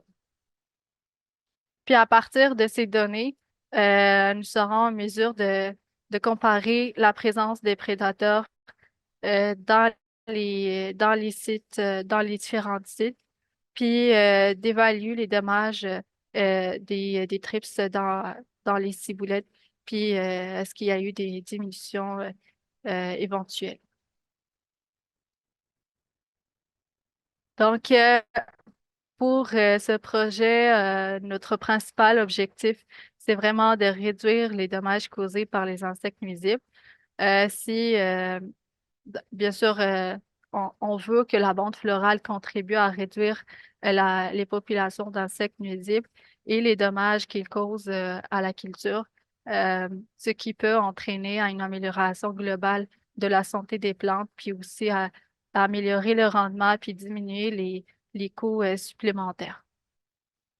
Le deuxième objectif, bien sûr, c'est d'augmenter la biodiversité dans le champ. Avec la présence de la bande florale, on va favoriser l'augmentation de la biodiversité dans les champs, tout en attirant des insectes bénéfiques qui vont agir comme prédateurs naturels contre les insectes nuisibles. Puis le troisième objectif, c'est d'améliorer la pollinisation. Dans notre cas, on a seulement la culture de ciboulette et les fines herbes. La pollinisation, ce n'est pas autant importante, mais on a mis quand même cet objectif pour, pour améliorer la pollinisation autour. Puis si le projet ou l'essai sera réalisé sur d'autres circonstances, ben, ce serait la pollinisation qui va être aussi priorisée. Donc, je veux attirer votre attention que l'exploration, que cet essai pourra aussi également être mené dans d'autres exploitations agricoles et pour aussi d'autres objectifs de contrôle, comme la laitue, pour contrôler les pucerons. Euh, comme on savait, les laitues, une fois on a les trips là-dessus, puis les feuillages se referment, c'est très difficile d'aller appliquer des pesticides puis contrôler les pucerons, puis c'est pas beau avoir des laitues dans le marché sur les tablettes avec des pucerons dans le cœur. Donc, ça pourra être aussi un projet intéressant pour voir l'effet du contrôle des pucerons. Puis ça peut être aussi utilisé pour contrôler les trips dans les oignons verts, dans la partie verte et comestible aussi. L'autre objectif, si, mettons, cet essai a été réalisé dans d'autres fermes ou d'autres objectifs, ben, la principale objectif, ça serait de réduire l'utilisation de pesticides et, euh, et améliorer la biodiversité puis améliorer la récolte. Donc, les résultats, pour l'instant, on n'a pas de résultats. Le projet, ça serait réalisé cet été 2024, puis en espérant de ressortir avec des bons résultats à présenter plus tard. Merci beaucoup pour votre écoute, puis si vous avez des questions, n'hésitez pas à les poser. Merci, Sabrine. Donc, je vais arrêter le partage. Parfait. Voilà. Je vais vérifier. Ça fait une petite pause de toute pesticide Commentaire, j'avais une et question. réglementation de. C'est ça. Une petite pause florale, ça fait du bien. Je pense qu'il y a Exact. Pierre-Yves qui a essayé de parler. On t'écoute, Pierre-Yves. Oui, merci. Dans le fond, Sabrine, il y a peut-être deux questions. La première, en fait, est-ce que vous savez à peu près la distance qu'une bande florale peut couvrir, dans le fond, au niveau là, de l'effet qu'elle peut avoir dans son environnement? Parce que là, de ce que j'ai vu, vous avez comme un rang dans le champ. Est-ce que ça peut couvrir combien grand, ça, d'après vous, dans le fond, là, au niveau de l'effet, en fait, de la bande florale? Mhm. J'ai pas les mesures exactes de la surface à couvrir, mais j'avais déjà assisté à un projet, une présentation de projet qui ont utilisé aussi les allium pour contrôler les pucerons. Puis ça a été seulement quelques plantes entre la culture. Puis à la fin, ils ont dit que ça a été pas très ils n'ont pas eu des bons résultats à la fin. Puis ils ont supposé que les alliums qui ont été plantés, ce n'était pas assez pour attirer davantage puis pour introduire davantage les prédateurs. Donc, je me suis dit probablement de mettre un rang entre chaque parcelle de culture. Probablement, ça va être assez. Mais c'est une bonne question. Je n'ai pas vraiment la surface à couvrir. Je pourrais la chercher Non, pour vous. d'accord. Peut-être que vous allez avoir plus de résultats, là, justement, cette année, si ça Ou fonctionne bien. exactement, c'est ça. On s'en reparlera. L'autre question, Sabrine, en fait, ce que j'ai vu aussi, c'est que vous aviez beaucoup là, du même type de plantes, là, des petites fleurs blanches, je ne me rappelle plus du nom, avec des poivrons décoratifs. Et puis, tu parlais dans le fond que c'est Orius, je pense, que vous voulez attirer, en fait, ou introduire, qui va être les prédateurs pour les trips. La question, en fait, c'est que l'Orius semble vouloir avoir du bon pollen, en fait, pour pouvoir s'implanter puis vivre. Là, comme. Puis de ce que ma question, en fait, reliée à ça, c'est que là, ça va arriver étant donné que c'est une plante, en fait, la floraison va arriver tout en même temps. Est-ce que ça va être synchronisé avec un peu avec les trips, l'arrivée au champ? Est-ce qu'on ne serait pas mieux de mettre plus qu'un type de plant à ce moment-là pour que la floraison n'arrive pas tout en même temps et qu'Orius puisse se développer à l'intérieur de d'autres plantes? En tout cas, la question est de savoir est-ce que ça va être bien synchronisé, cette affaire-là? C'est ça qu'on va essayer cet été. Je sais qu'à partir de l'essai de l'année passée, on avait commencé la plantation des orius, ben pas les orius, pardon, les alyssum au mois de mi-juin à peu près jusqu'à la troisième semaine de juin. Puis on n'avait pas eu qu'on avait fait le dépistage, il n'y avait pas eu des Orius après la plantation, mais c'est à partir de mois de juillet qu'on a commencé à voir les Orius dans les fleurs. Puis c'est ça, est-ce que ça a été synchronisé ou pas? On sait pas parce que la météo, on a comme sauté plusieurs périodes de dépistage à cause des orages puis la pluie. Mais cette année, j'espère que l'été sera à notre côté pour prendre toutes les données qu'on pourra toutes répondre à toutes ces questions. Merci. Ça fait plaisir. Dans le chat, il y a un petit commentaire qui est un petit peu en réponse à ta première question, Pierre-Yves, mais par rapport à la punaise terne. Donc, dans le fond, ce que Nathalie dit, c'est ce que j'ai lu et vu sur la punaise terne, ça disait un rang de fleurs à tous les 5 rangs de fraises. Ça a de l'allure. Dans ce cas-là. Merci. Rapidement, Sabrine, l'année passée, c'est quelle superficie de champ à peu près dans lequel vous aviez mis la bande florale? C'était-tu une toute petite parcelle ou une grande parcelle? C'était quand même j'ai pas la superficie exacte, mais quand même, c'est une bonne superficie.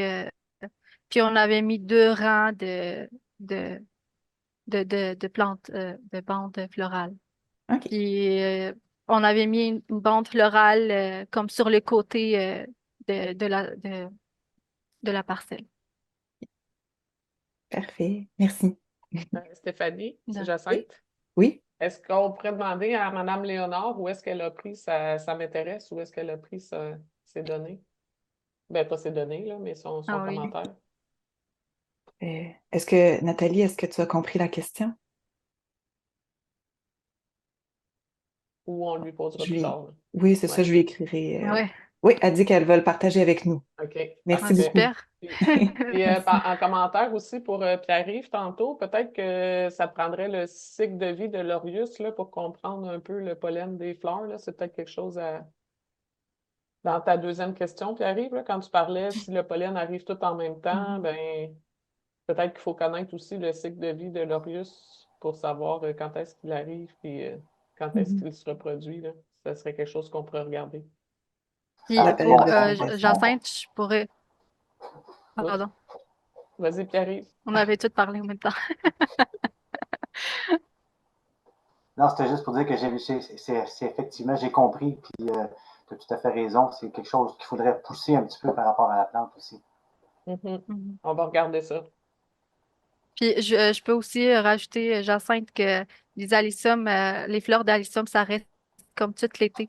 Quand on a fait l'essai l'année passée, on a eu toutes les fleurs, ça restait comme tout l'été jusqu'à l'automne. Donc, même si le laurier, ça n'arrive pas euh, au bon moment, il va trouver quand même les fleurs à n'importe quel moment. Parfait. Je crois que ça fait le tour des questions pour l'instant, mais gênez-vous pas s'il y a d'autres choses, là, vous pouvez toujours les ajouter au chat. Puis, je vois pas de main levée. Alors, on va continuer avec la présentation de Marie-Ève sur le bilan de l'amarante tuberculée dans la région. La parole est à toi, Marie. Bonjour, c'est à mon tour de partager mon écran. Oui. Et-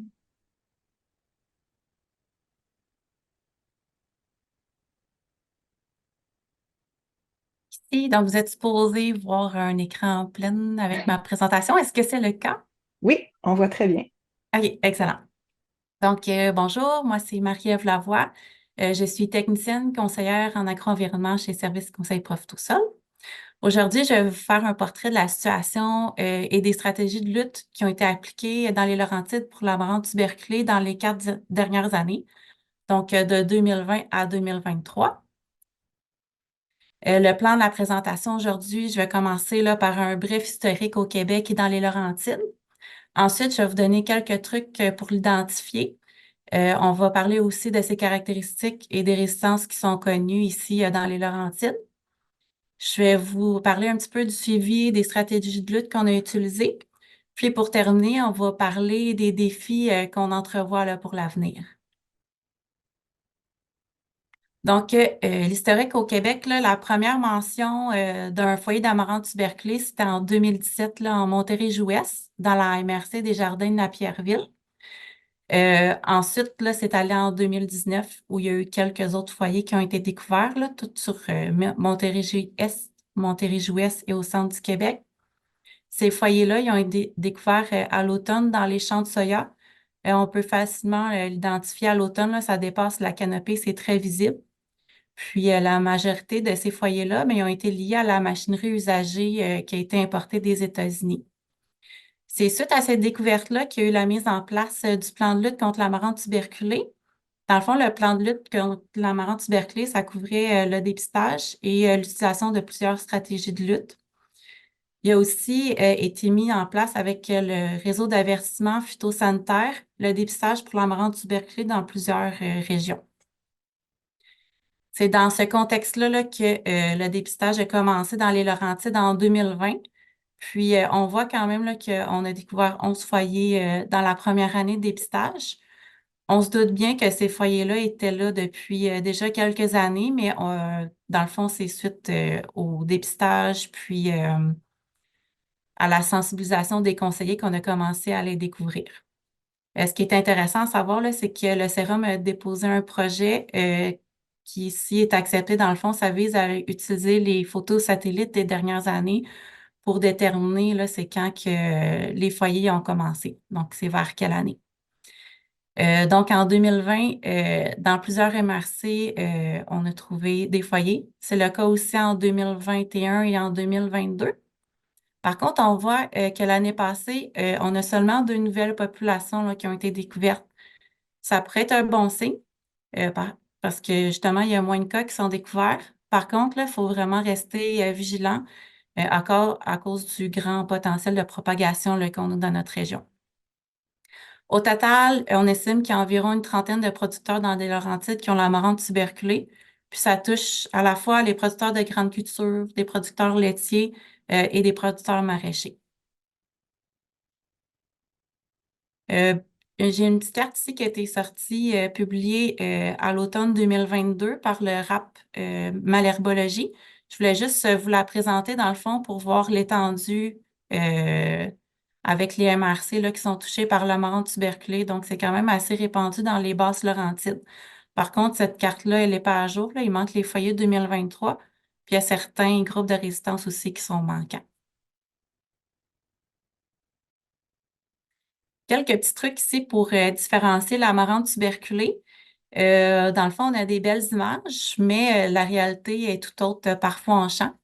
Par contre, généralement, là, l'amarante tuberculée, elle a une feuille lancéolée, donc la feuille, elle est beaucoup plus longue que large par rapport aux deux autres amarantes qu'on connaît bien, comme l'amarante de Powell et l'amarante à racines rouges, qui ont des feuilles très larges.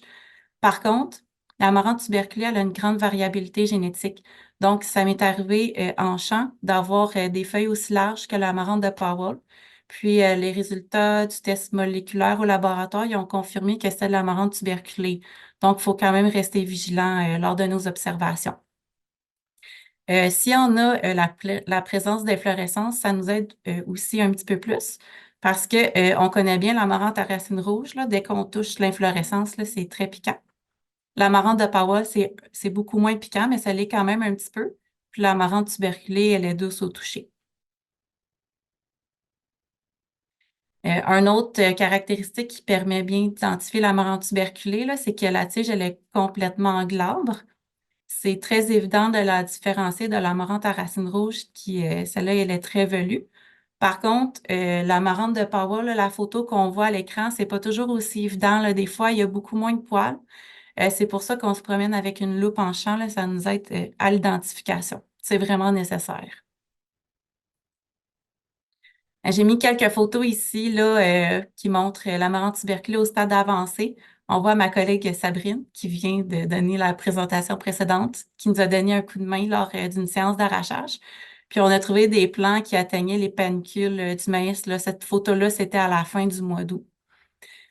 On voit aussi dans le champ de soya, ça dépasse facilement la canopée. Puis j'ai mis une photo aussi dans des petits fruits. Pourquoi je parle d'amarante tuberculée aujourd'hui? Je parle pas d'amarante à racines rouges, je parlais pas d'amarante de Powell. C'est que l'amarante tuberculée est vraiment problématique. Le premier point, dans le fond, c'est qu'elle produit de 300, la production moyenne de graines d'un plant, c'est 300 000 graines, mais on peut en faire jusqu'à 1 million de graines par plant. Donc, on peut voir que rapidement, la banque de semences au sol, elle peut devenir très élevée, très rapidement. La semence est très petite. Là, on voit la photo de la main à côté. Là, la graine fait moins de 1 mm. Donc, on se promène dans le champ, on en a tout de suite dans nos bottes, dans nos poches. Ça rentre dans la machinerie, ça reste collé. Puis, à ce sujet-là aussi, les graines, ils restent attachés sur les plants en fin de saison. Les graines ne vont pas tomber au sol.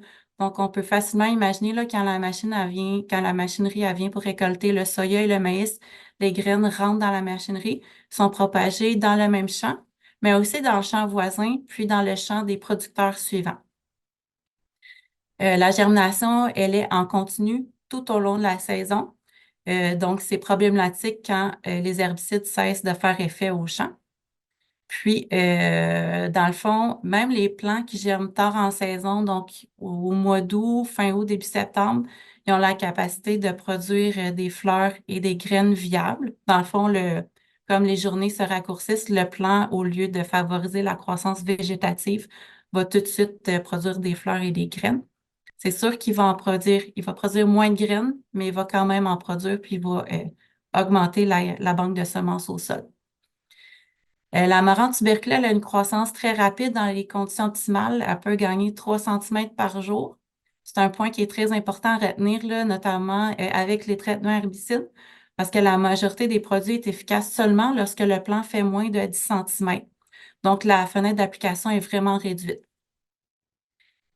Comme j'ai dit tantôt, la plante, l'amarante tuberculée, elle a une grande variabilité génétique. C'est notamment du fait que c'est une plante dioïque. Donc, on a des plants mâles et des plants femelles, ce qui fait qu'il y a un grand mélange génétique. Puis, elle développe rapidement des résistances à plusieurs groupes d'herbicides. Donc, je vais vous le montrer tantôt, mais en ce moment, dans les Laurentides, on a de la résistance au groupe 2, 5, 9, 14 et 27. Aux États-Unis, la plante qui est à l'origine de l'infestation au Québec, dans le fond, c'est qu'il y a de la résistance au groupe 2, 4, 5, 9, 14, 15 et 27. Ça réduit vraiment considérablement le choix des traitements herbicides pour contrôler les mauvaises herbes dans la culture. Un point aussi qui n'est pas noté ici, là, mais qui est à retenir, c'est que l'amarante tuberculée, elle a la capacité de transmettre ses gènes de résistance aux herbicides aux autres espèces d'amarantes, donc l'amarante à racines rouges et l'amarante de Powell avec son pollen. Donc, il faut être particulièrement vigilant.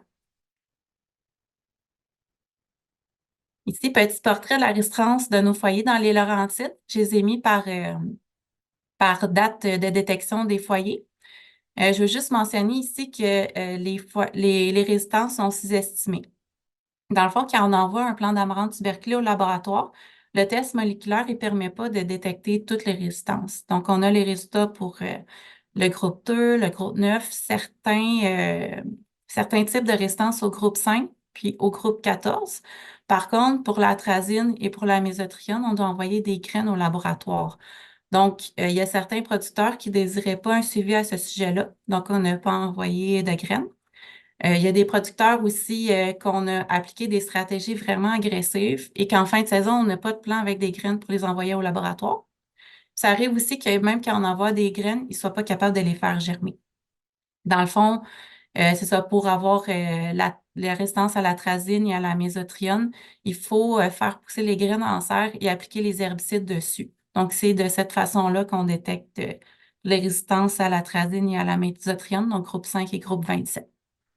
Puis, David Miville, dans le fond agronome au laboratoire, lui, il croit qu'il y a 9 foyers sur 10 qui sont résistants à l'atrazine. Donc, il faut quand même rester très, très vigilant. Donc, on voit ici dans les Laurentides qu'on a plusieurs résistances, plusieurs groupes combinés aussi. Donc, il y a des groupes malheureusement qui sont résistants à la fois au groupe 2, 9, 5 et 27. Il y en a aussi qui sont résistants seulement au groupe 2. À date, j'ai juste la confirmation que un de tous les foyers qu'on voit résistant au groupe seulement 2 l'est vraiment. Donc, quand on a envoyé des semences, ça a été confirmé, il y a juste la résistance au groupe 2.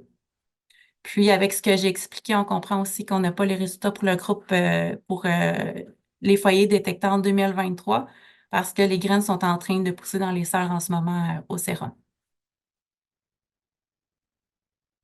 On a fait une petite enquête maison avec nos producteurs pour pouvoir déterminer c'est quoi la source de la contamination de l'entreprise. Puis, ce qui est ressorti vraiment, c'est le battage à forfait. Dans le fond, on peut valider cette hypothèse-là parce que c'est souvent dans le premier champ battu, dans le sein du premier champ battu, que l'origine de l'infestation.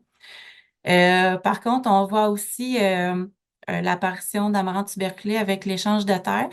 On a aussi l'effet de voisinage. Dans le fond, un producteur qui a un champ qui est très infesté, ben ça se transmet un petit peu au producteur qui a un champ adjacent. Par contre, la porte d'entrée de l'amarante tuberculée dans les Laurentides, c'est vraiment avec l'achat d'un équipement usagé contaminé. Donc, c'est avec l'achat de batteuses des États-Unis qui sont au prix avec l'amarante tuberculée depuis déjà plusieurs années. C'est comme ça que c'est arrivé dans les Laurentides. Petite particularité ici, dans le fond, les producteurs font beaucoup affaire avec des forfaiteurs pour la récolte. Puis, ben, on sait que la fenêtre pour récolter dans des bonnes conditions à l'automne, elle est très courte. Donc, le nettoyage est parfois mis de côté pour favoriser la récolte. Donc, ça favorise la transmission de foyers d'une entreprise à l'autre. Il y a aussi plusieurs producteurs maraîchers qui font des échanges de terre avec d'autres producteurs pour diminuer, pour améliorer leur rotation, pour diminuer la pression des maladies des insectes. Donc, ça aussi, ça peut faire venir l'amarante tuberculée sur l'entreprise. L'accompagnement et les stratégies qui ont été offertes par Profitosol dans les 5 dernières années, dans le fond, dans les 4 dernières années, pardon, je vais vous les montrer un par un. Dans le fond, la pierre angulaire dans la lutte de l'amarante tuberculée, selon nous, c'est le dépistage. Le dépistage permet vraiment d'avoir un portrait de l'entreprise, savoir quels champs qui sont infestés, quel niveau d'infestation, où est localisée l'infestation dans les champs. On fonctionne beaucoup par point GPS, là, ce qui nous permet facilement de montrer aux producteurs où est le problème. Puis nous, dans le fond, ça permet de faire un meilleur suivi. Ça permet aussi de voir la taille, le stade de croissance de l'amarante tuberculée pour pouvoir adapter les méthodes de lutte aussi. À quelle fréquence on effectue le dépistage? Bien, ça dépend de la saison. C'est sûr en début de saison, fin mai et le mois de juin, c'est important de venir souvent pour mieux planifier les traitements herbicides. Justement, on se rappelle que les traitements sont efficaces seulement lorsque le plant fait moins de 10 cm.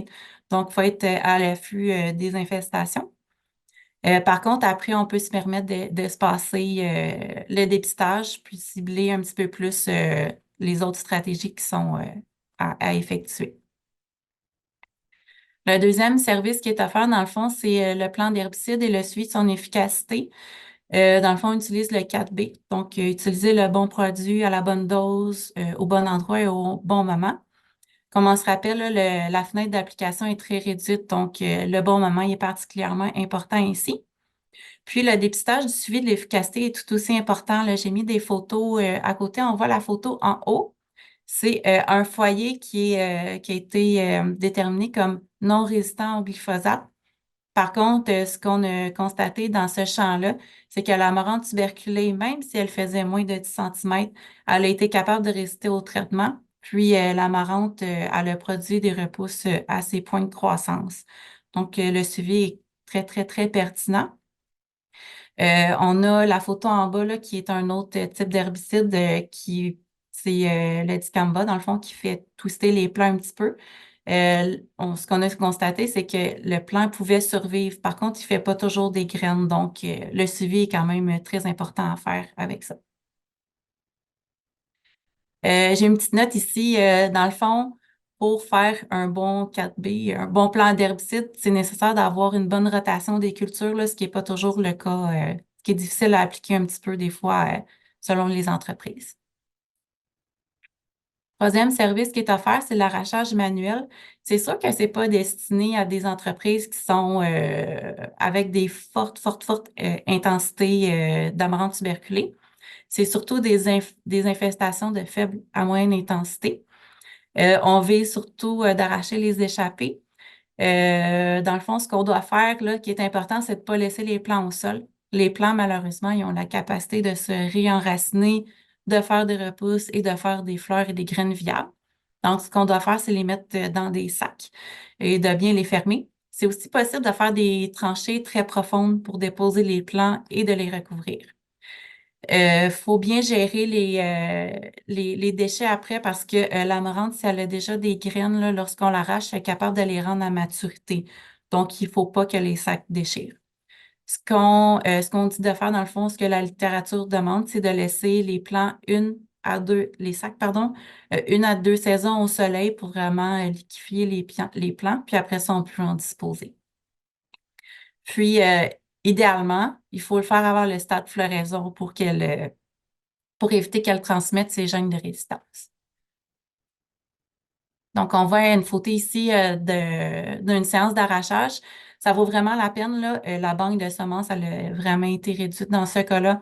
On se rappelle 300 000 à 1 million de graines par plant. Donc, ça monte vite quand même. Une autre stratégie qui est utilisée, dans le fond, c'est la fauche des entrerangs, des fossés et des bords de champs. Il y a des zones que la rampe elle couvre un petit peu moins bien, là, particulièrement les bords des bords de route de fer. Mais aussi, il y a des places que la réglementation ne permet pas l'arrosage. Donc, tout ce qui est les bandes riveraines et à proximité des puits. Donc, on favorise la fauche dans ces cas-là. La fauche, par contre, il faut passer plus d'une fois dans l'été. Comme on montre ici, là, un plant qui fait à peine quelques centimètres, qui a été fauché il y a quelques jours, déjà en train de faire des fleurs. Donc, à ces points de croissance, l'amarante va refaire des repousses qui vont faire des fleurs, qui vont faire des graines. Donc, on recommande en général le passer de 2 à 4 fois. Puis le dépistage permet de cibler vraiment le meilleur moment. Pour les fortes infestations, il y a des fois où la recommandation, c'est la destruction de la zone infestée. C'est soit des bords de champs, des cintres, ou soit des petits champs entiers. C'est une décision qui est difficile à prendre parce qu'il n'y a pas de financement pour la perte de la culture dans ces cas-là. Par contre, on a vraiment un bon gain au niveau du contrôle de l'amarante tuberculée, notamment dû au fait qu'il n'y a pas de banque de semences qui se construit cette année-là. Donc, c'est ça, il y a certains producteurs qui ont pris la décision de détruire des bords de champs ou des champs complets. Ce qui est important de faire après une destruction, mais c'est d'implanter une culture de couverture. Comme on se rappelle, l'amarante tuberculée elle a la capacité de germer tard en saison. Donc, la culture de couverture, elle va permettre d'étouffer l'émergence de l'amarante tuberculée avec bonus un petit coup de pouce pour la santé des sols. Bilan. Après tout ça, après 4 ans de stratégie de lutte, de dépistage, d'accompagnement avec les producteurs, on s'est fait demander, dans le fond, est-ce que c'est contrôlé? Ma réponse, c'est ça dépend. Ça dépend du niveau d'infestation. Les populations qui ont été découvertes rapidement, qui touchent seulement le centre de quelques champs, ben nous, on considère que c'est quand même bien maîtrisé. Par contre, le dépistage a quand même été bénéfique pour cibler les bords de champs qui étaient qui étaient affauchés, et pour arracher les échappées. Il y a d'autres populations de moyenne et forte intensité qui ont été détectées en 2020-2021 qui ont aussi un bon contrôle. Ces producteurs-là, ils ont été très engagés dès le début. Ils ont procédé à la destruction de champs, à l'arrachage manuel pour les champs qui étaient un petit peu moins infestés, au sarclage, à la fauche. C'est des producteurs qui sont très impliqués, puis on dénote un niveau d'infestation très faible cette année. Par contre, l'amarante tuberculée est encore là, donc ça prend encore des stratégies de lutte, malgré tout. Il y a certaines populations qui ont été découvertes dans les mêmes années qui sont moins bien maîtrisées, notamment parce que les producteurs ils misent un petit peu plus sur les herbicides. D'ailleurs, on a une population d'amarante tuberculée qui a développé cette année une résistance au groupe 9, alors que ce n'était pas le cas quand on envoyait des échantillons en 2020, 2021 et 2022. Donc, on voit quand même que ça peut rapidement développer une résistance. Puis, l'utilisation seule de l'herbicide, c'est pas viable comme méthode de lutte à long terme. Faut vraiment, les herbicides, ça fait vraiment partie du coffre d'outils qui doit être utilisé en combinaison avec d'autres stratégies de lutte. Donc, ce qu'on constate dans le fond, c'est que dans les Laurentides, le dépistage est très important justement pour découvrir rapidement les entreprises qui sont prises avec l'amarante tuberculée, les découvrir en début d'infestation et bien les accompagner dans leur stratégie de lutte. Il faut se rappeler aussi que le potentiel de propagation est super élevé avec l'utilisation des forfaitaires et de l'échange de terre. J'ai pas expliqué les petites photos qu'il y a sur cette diapo-là. Dans le fond, c'est les 2 plus grandes infestations qu'on avait en 2020. La photo où on voit le maïs qui est à gauche. Tout ce qu'on voit en dessous du maïs, c'est de l'amarante tuberculée. Donc, c'était un tapis dans tout le champ. Le producteur a passé la RSA-10 dedans 2 fois à la fin de la saison. Ben, 2 fois avant qu'il produise des graines et à la fin de saison. Puis cette année, on a arraché seulement quelques échappées là, dans ce champ-là. C'est le même cas pour le producteur on l'a découvert dans le soya, qui est la photo de droite. Ce producteur-là, il a carrément fauché le champ, fait des balles, puis il en a disposé.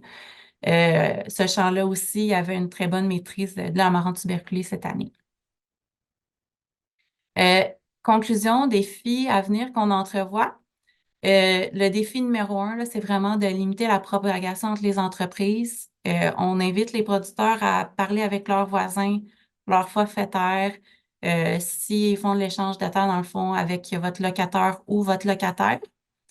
Quand c'est possible, évidemment, de nettoyer la machinerie, la batteuse, de nettoyer les trappes, de faire rouler à vide un petit peu la batteuse avant de sortir du champ.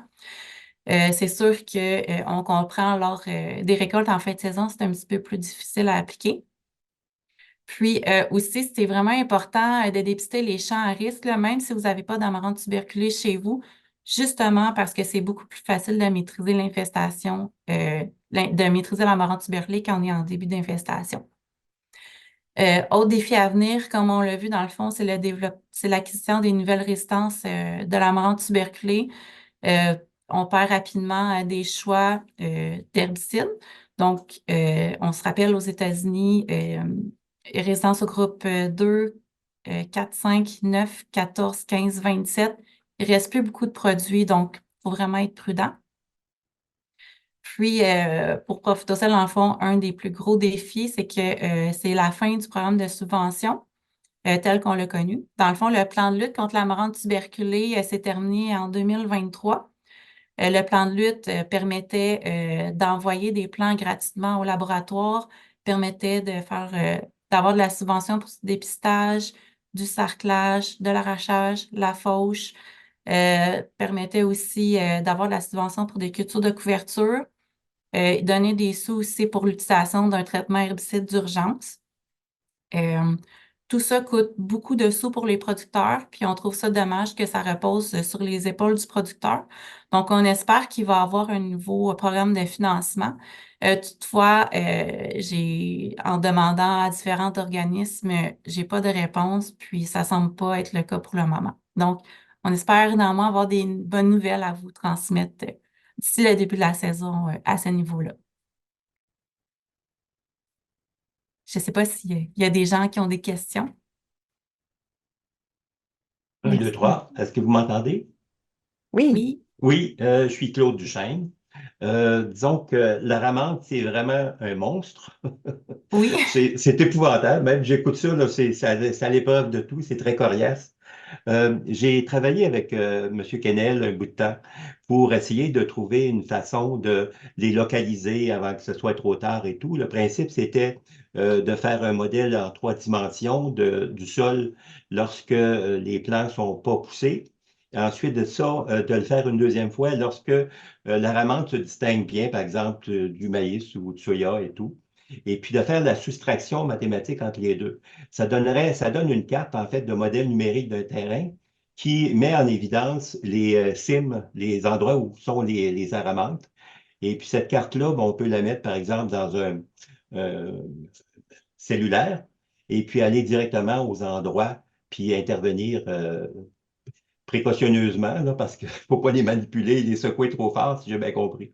Oui, Et oui, c'est puis, ça. c'est ça. Fait que j'ai pas une nouvelle un peu de François là-dessus, mais je peux vous offrir, moi, mon service bénévole cette année. Si vous avez besoin, par exemple, là, dès le printemps, là, dès que ça sera possible, j'avais adopté François, là, mais je vous adopte vous là, à partir d'aujourd'hui.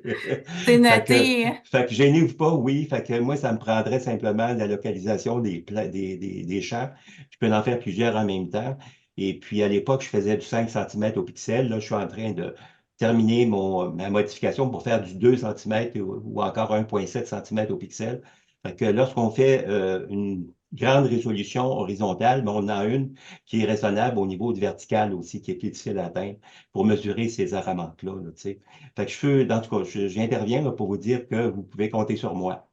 C'est bon, ben, on se tiendra au courant. Dans le fond, c'est sûr que ça peut être bénéfique pour nous, là. Particulièrement, il y a des fois les grands champs, 50 hectares de maïs. C'est difficile de dépister l'amaranth tuberculée. Dans ces cas-là, on voit seulement, tu sais, quand ça dépasse notre tête, on voit seulement C'est ça. maximum 4 rangées C'est ça. de distance quand on se promène. Donc, Puis pour les on grandes se... surfaces, ouais. là, les grandes surfaces, comme vous avez de la difficulté, c'est justement mon point fort qui me distingue des drones, par exemple, tu sais. Mhm. Puis dans l'industrie maraîchère, j'ai fait il y a 2 ans, par exemple, j'étais champion du brocoli, moi aussi. J'ai fait environ 3000 acres à 3 reprises dans l'été, tu sais. Fait que disons que j'ai développé une certaine compétence, là, puis je m'enligne pour la Beauce cet été. Fait que dans tout cas, gênez-vous pas pour me solliciter, je vous en parlerai à François. Mettez-vous à deux, je pense que je vais être capable de vous rendre service pas mal pour cette année. OK? Parfait, merci beaucoup. Bon. Je voudrais parler aussi à Sabrina qui a parlé tantôt au niveau des insectes qu'elle prend. Donc, elle plante des fleurs pour attirer des insectes qui, eux autres, vont servir pour diminuer un peu les contaminants et tout. J'ai un de mes clients qui était dans Montérégie, dans le bout de Napierville. C'est là où que la ramante a commencé, justement, que j'ai appris tantôt. Et puis, c'est la compagnie Delphan. Eux autres, ils utilisent des insectes aussi pour contrer les ravages que ça fait sur les oignons, entre autres. Fait qu'ils ont fait actuellement, je sais qu'ils ont une usine à mouches. C'est des mouches qui peuvent pas avoir de bébés, mais disons que lorsqu'ils s'accouplent, quand c'est le temps, à un moment donné, ben, ils font pas de petits, là, tu sais. En tout cas, j'ai vu des photos où il y avait des jeunes qui étaient avec un sac brun plein de mouches, puis ils étendaient ça dans les rangs d'oignons.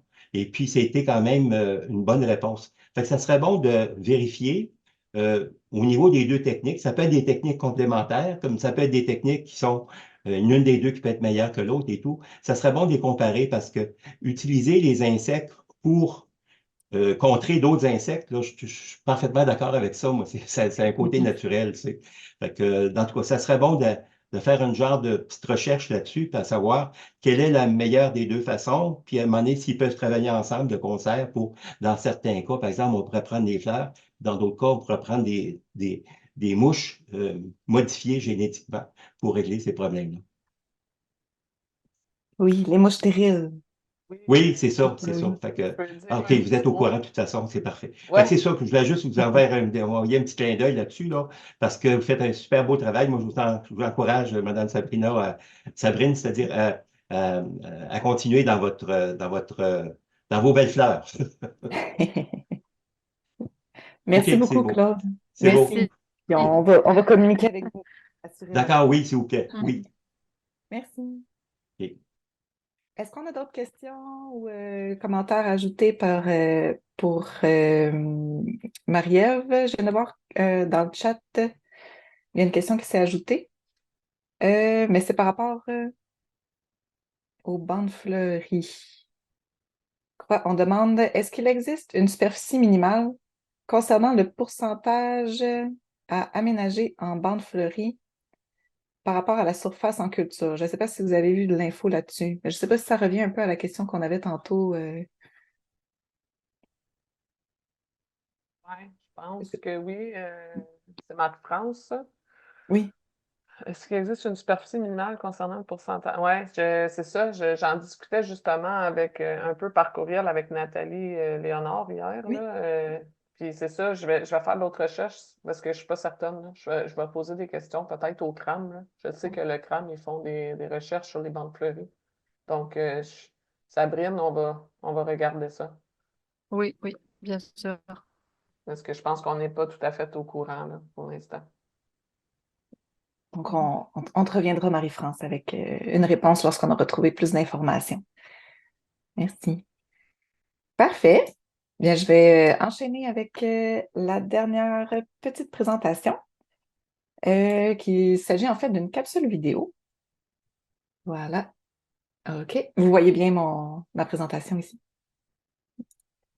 Donc, c'est ça, c'est une petite capsule vidéo sur la santé des sols.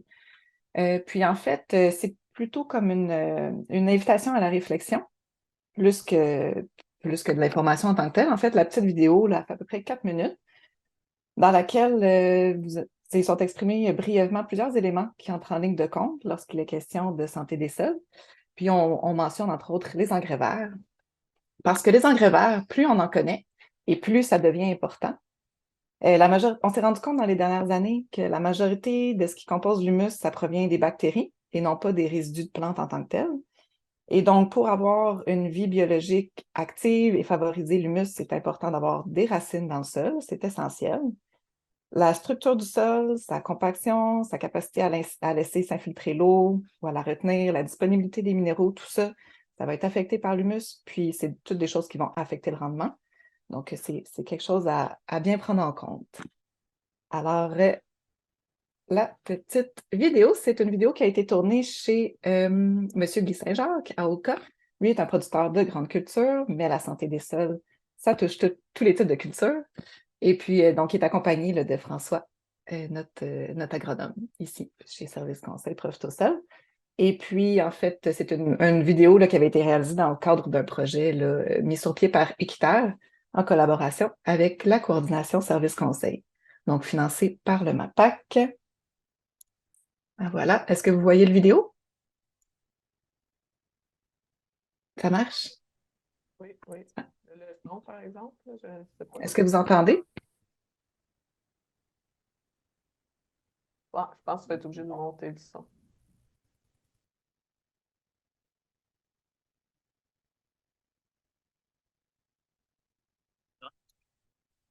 Excusez.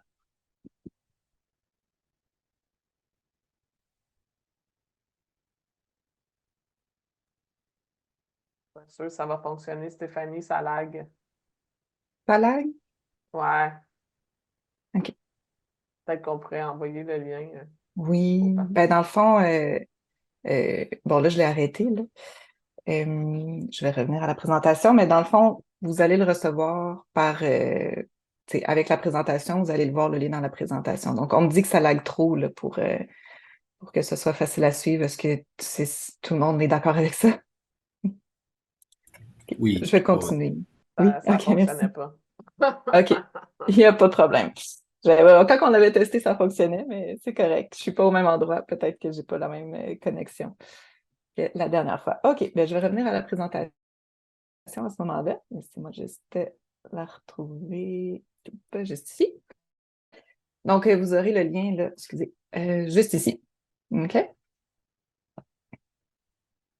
Ben, en fait, je vais finir là, sur une présentation qui avait été faite par Pierre Évetier, producteur de Petits Fruits, qu'il avait fait lors du webinaire 2023, où il était question de culture de couverture, des enjeux, des défis là, que Pierre-Yves avait rencontrés là, dans ses essais avec les engrais verts sur sa ferme. Puis, il nous avait laissé l'année passée sur quelques questions c'est ça, pour nous amener à des réflexions. Et puis, je trouvais ça intéressant de vous relancer ces questions cette année parce que je trouve qu'elles sont toujours pertinentes.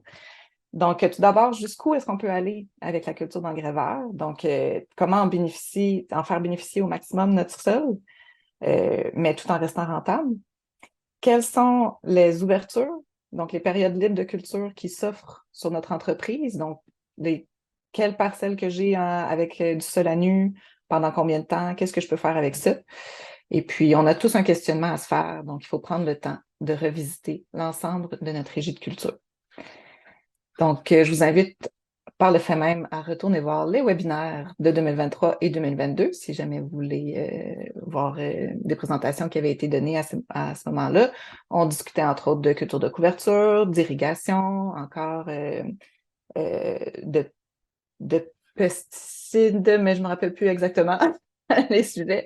La fertilisation azotée dans le maïs grain. Et la fertilisation azotée. Merci, Marielle. Projet vitrine dans les fraises. Voilà, le projet vitrine dans les fraises. Donc, beaucoup de sujets intéressants si vous voulez retourner voir ça. Et je termine pour de vrai avec une dernière invitation qui est pour la journée de le rendez-vous Grande Culture 2024 qu'on va faire la semaine prochaine, le 27 mars. Ça commence à 9 h à la cabane à sucre, la cabane à Stéphane, à Mirabel. Donc, c'est de 9 h à midi, midi et demi à peu près, suivi du dîner de cabane à sucre. Tout ça est gratuit, le dîner aussi. Et ça s'appelle le rendez-vous Grande Culture, mais c'est ouvert à tous. Donc, les producteurs maraîchers sont la bienvenue aussi. Il va être question de gestion de l'azote, de changement climatique, de culture de couverture, puis il va y avoir aussi la petite présentation sur l'amarante que vous avez eue aujourd'hui. Alors, si jamais ça vous intéresse de vous inscrire à cette journée, vous pouvez m'envoyer un petit courriel, la même adresse là, que vous avez utilisée pour vous inscrire pour le webinaire. Vous pouvez mentionner votre intérêt aussi là, directement aujourd'hui après la présentation ou dans le chat. Et voilà, alors ça conclut notre webinaire de 2024. Donc,